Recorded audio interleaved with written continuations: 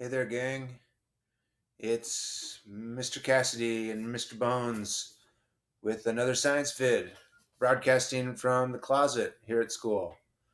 And this week we're going to talk about salmon because there's a bunch of salmon in the streams right now and they're running up the river. And I thought it'd be a good, timely time to talk about these awesome creatures. And yeah, my friend sent me this video a couple weeks ago of a guy who made this sweet vid of fish running in the Salt Lake River up at the Salmon Cascades, it's called. You can drive there and check it out. And I thought, oh, I got to share this with the class and talk about just how amazing these creatures are. Um, he's got an underwater camera, so he's got some sweet underwater footage at the beginning here. There they are cruising around, slowly going upstream. And the river is raging.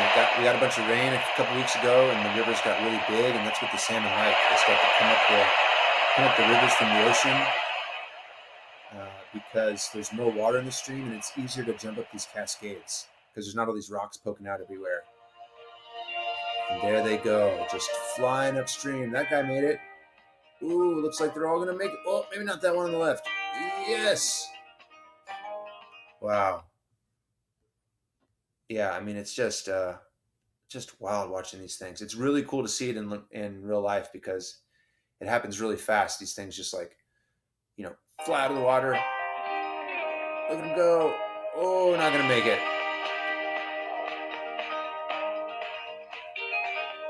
Oh, oh, I think they might have made that one. Wow. Amazing. So powerful.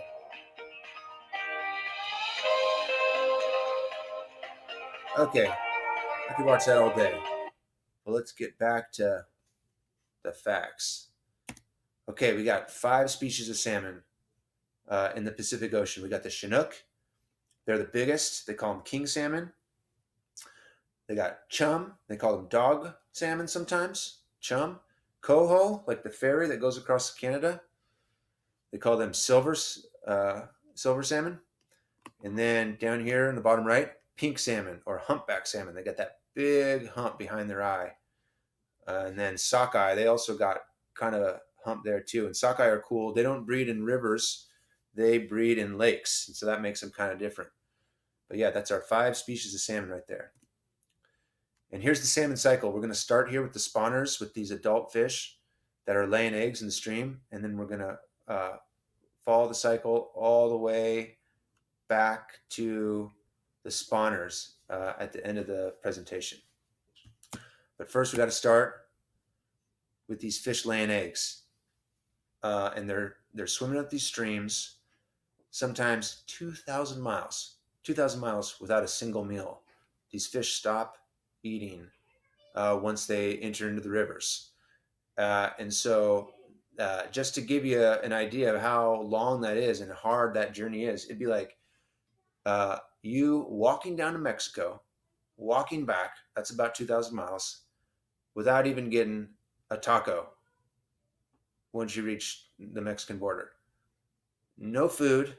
It's even more intense than that. It's like the wind blasting in your face the whole time because the river's like blasting in the salmon's faces the entire time they're walking up, swimming up the rivers. And they're not eating anything, and they're going over 2,000 miles. They're swimming down to Mexico and back without a single meal. Just mind-boggling.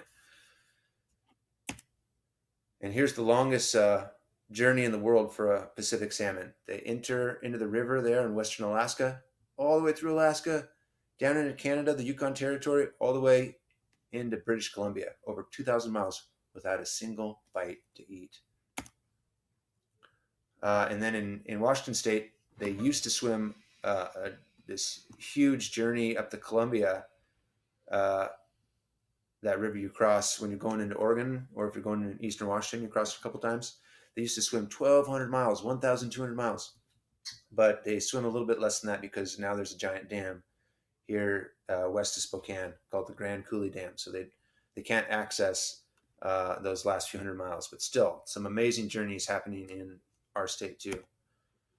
And salmon nests are called reds. Reds with two D's, kind of a funny spelling. But that's one right there. Just a bunch of eggs behind a little rock in a depression that the mother has made. And the females make these depressions by turning sideways and flapping really hard with their tails. And they just like blast out the rocks like that and send the gravel flying. And they make little holes right in there. And that's where they'll put the eggs, right in there. And that's a big male that you can see in some of these videos. There's a male or two males like hanging out next to the females, waiting to fertilize the eggs. Turn sideways and blast the rocks out. And that's where they put the eggs. And then the eggs eventually hatch into these things called alevins, these funny little fish with a big yolk sac attached to them, to their bellies. And that's what they kind of eat when they're really young. Uh, they just kind of slurp up this yolk sac that's attached to them that feeds them for the first part of their life. And then eventually they turn into fry. That's these fish over here. And basically looks like a little minnow, just a little fish. And then, yeah, they hang out for a couple years in the streams, getting a little bit bigger. And then it's time to go out to sea. And at that point, they're called smolts. And they're living in the delta, in this area where it's the bottom of the river, near where it goes to the ocean. The river's getting a little bit of salt water in it occasionally when the high tide comes up. And so the fish are starting to change in their bodies and getting ready to be able to breathe in the salt water. And they're undergoing these like big physical changes, kind of like a kid going through puberty or something, like a kid getting older and starting to get hairy and smelly and stuff like that. It's just a little bit similar to that. And then they go out to sea and they go on these amazing journeys, thousands of miles. Here's a fish here that left the Columbia River and went all the way up to Alaska and back on this big loop. And these journeys take them like 3 or 4 or 5 years. And here's some fish from like the Elwha and the Dungeness who are going way out in the Pacific and cruising back. And by the time they get home, they are getting really big, really, really big. I mean, look at this hog. I was wondering if this was a prank somebody pulled on this kid. If this kid like just fell asleep in the grass and somebody went and grabbed this giant fish they just caught and slapped it on the ground next to him. This kid's just going to freak out when he wakes up. I was thinking that'd be a great prank. Here's a couple of fish caught in 1910. So over 100 years ago. This fish here on the left, 116 pounds. Fish on the right, 121 pounds. That's like double the weight of some of you kids in class. That's just amazing. So massive. Look at this beast. This guy can barely hold it up. Look at his tongue sticking out. He's got it resting on his leg. Oh, that thing is just unbelievable looking. So how do they get so big? What are they eating out there in the ocean that allows them to get so giant? They're eating cephalopods, so octopus and squid. There's a squid here on the left. They're eating krill, these little teeny crab-like crustaceans, look like little shrimp. And krill is what blue whales eat. Blue whales, the biggest animal that's ever lived on the earth, eats these little teeny things called krill. But they eat them by the millions. I mean, they eat a ton of these things. But it's kind of fascinating that an animal so big eats something so little. And fish, salmon snack on those krill too. They eat smaller fish like herring, and they eat these things called polychaete worms. These really cool, beautiful worms. I've seen these out in the water around, out in Freshwater Bay, and they can get really big. They can get like 8 inches, 10 inches long, something like that, and they're really rainbow colored like that. Really beautiful. But the fish are snacking them too. Okay.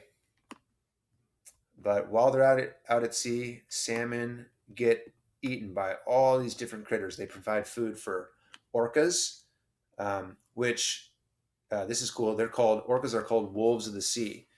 And that's because, like wolves, they hunt in packs. They have these big extended families that they live with and hunt in packs. They're real social, and in orcas, it's interesting. Some orcas just eat salmon. It's like all they eat, salmon and other big fish. And then other orcas just eat like sea lions and seals. They eat marine mammals or baby humpback whales. Um, but the one group doesn't eat what the other group eats, and so it's kind of fascinating that they're different that way. And then there's these giant sharks called salmon sharks that can be 10 feet long. It's like that's like taller than the ceiling of our classroom and weigh over 1,000 pounds. And they call these the great white of the North Pacific, because we don't get great white sharks up here really, but we do get salmon sharks, and they look a lot like a great white. And sea lions down here eat salmon. You can tell a sea lion apart from a seal over here because you can see the little ear flaps on the sea lions. If you look behind their eye, there's that little teeny flap. And seals, their ear is kind of buried in their fur. You can't see it if you're looking at them. And then there's beluga whales, which we don't really have here. They're up in the Arctic Ocean, but there's salmon up there, and belugas eat a bunch of salmon. And of course, humans. Humans eat a ton of salmon too. And there's some folks fishing, pulling up a big old net full of salmon. Okay, this is where it gets crazy. So how are these salmon finding their ways back home? They go out, they leave their home rivers, they travel 2,000, 3,000 miles out in the ocean, all around, up to Alaska and back, and somehow they find the same stream they were born in. Out of all these thousands of rivers they could choose from, they come back to their home river. How do they do it? Because they have magnets in their brain. That's right. They get iron from the foods they're eating in the rivers when they're young, and they pull it out of the water because they breathe oxygen out of the water. They also get some iron in the water, and they accumulate this stuff called magnetite in their sinus bones up in their brain, and they're able to detect the Earth's magnetic field, and that allows them to find their way home because every place on the planet has a different sort of magnetic pull, a different strength of magnetism, and the fish are able to use that and find their way back home. And they also can smell the rivers. Scientists think they can smell each river. And what does that mean? Smelling rivers? Rivers don't smell. I mean, they kind of smell, but like they have a chemical smell. Like every river has its own mix of salts and water and different minerals that are in it. And scientists think that salmon also use the chemical smell of their home rivers to find their way back home. And I was thinking about how different this is than this way of traveling is compared to us. I mean, we're like kind of visual creatures, you know. If you think about, you know, going home at the end of the day after school, you know, you're like going past SARS, and there's that big tree, and then you take a ride at that one guy's house that's got that kind of mean dog. You're seeing and hearing all this stuff that's kind of helping you find your way home. Salmon, it's like they're not really looking at much. They're smelling the water. They're feeling the magnetism in their brain as they're traveling around. I mean, it's such a different way of finding your way around. I thought it was cool to think about. And here's just a little cartoon about the Earth's magnetic field. This is super complicated stuff. It'd be awesome to get into it someday, get some magnets out and try to figure this out. But basically, these two big loops go around from the North Pole to the South Pole. And that's because in the middle of the Earth, we have all this iron and nickel and magnetic metal that basically makes the Earth generate this huge magnetic field. Really bizarre and awesome and freaky, and I don't really understand it. But the salmon do. They can use it, and it helps them find their way home. And after traveling at sea for 3, 4, 5 years, it's time to go back home. And here's another sweet slow motion video of a salmon jumping out of the water, set to totally epic music. There it goes.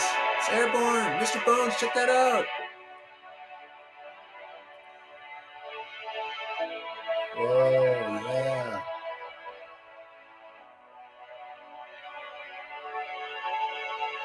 This music is awesome. Yeah. Oh, they made it. Lift off and Perfect landing. Oh, way to go, buddy. Um, and then along the way, going back up the streams to spawn, they feed other critters as well. They feed animals out at sea, and then they feed animals up the river. And here's some eagles snacking on salmon. There's an eagle here. I like this photo here above my face. Is this eagle eating a fish head? Oh, super gnarly. And then wolves. Wolves eat salmon. Um, there's these wolves that live up in Canada that swim between islands. They live on the coast. They hunt in the intertidal. They eat crabs and mussels and stuff like that. And they also eat salmon. And they usually don't eat the whole fish. They eat mostly just the brains. Yeah, the brains, like zombies. Because brains are super nutritious. Once you crack through the skull, there's no bones. They just slurp out the brains and then move on to the next fish. They get a highly nutritious bite, and then they move on to the next one. But yeah, I thought that was super cool. All right, go wolves! And yeah, these wolves live in the Great Bear Rainforest. It's this super cool, freaky rainforest north of Vancouver Island in British Columbia, up north of us, that have this white furred bear they call the spirit bear. Look at this beautiful animal. There's one with a big old fish in its jaws. And there's a mama walking across the log. Little baby being like, oh, can I have a little snack? Mama, where are you taking that fish? I'm hungry. And here's a grizz. Here's a grizz in just the right place at just the right time. And that fish is flying right into its mouth. And so this grizzly is going to catch this fish, going to take it into the woods, and it's going to eat it.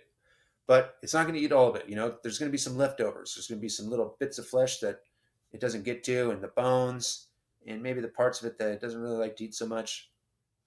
And other critters are going to be able to eat those little bits and bones and stuff, like squirrels and slugs and bugs.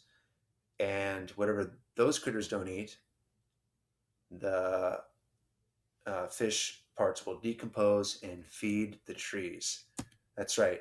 These bears bring the fish into the woods, eat most of it. Other critters eat some, but whatever's left over decomposes, and the trees are able to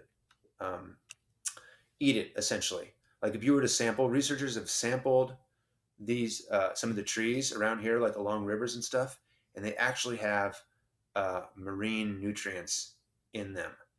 They actually have parts of the ocean in their bark and their leaves and stuff, and that's because the bears are dragging the fish into the forest, and the fish are becoming trees.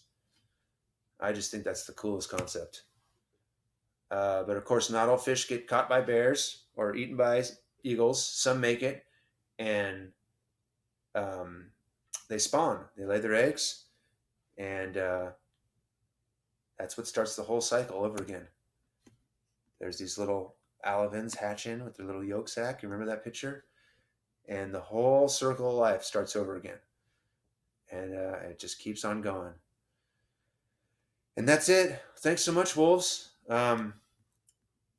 Mr. Bones and I want to thank you for tuning in. And if you have any suggestions for science vids in the future, let me know. Cyrus mentioned cougars, so maybe we'll do one on cougars. That would be super cool. I would love to do one on cougars. So maybe we'll do one on big cats next. But until then, take care, everybody. See you next time.